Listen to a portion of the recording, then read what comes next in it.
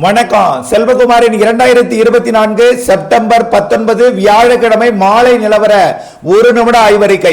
அதிகாரப்பூர்வ வானிலை அறிக்கைக்கு இந்திய வானிலை ஆராய்ச்சித்துறை அறிக்கையை பார்க்கவும்.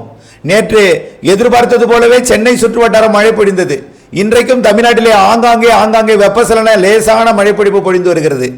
நாளையிலிருந்து வட இந்திய நிலப்பகுதிகளில் நீடித்துக் கொண்டிருக்கூடிய காற்று சுழற்சி தாழ்வு பகுதி செயலிழந்த பிறகு புதிய நிகழ்வு வங்கக்கடலில் வளிமண்டல சுழற்சியாக உருவாகி வடகடலோரம் ஆந்திர எல்லையோர மாவட்டங்கள் தொடங்கி படிப்படியாக வடகடலோரம் வடவுள் மாவட்டங்களுக்கு அடுத்தடுத்த நாட்களிலே தீவிரமடையும்.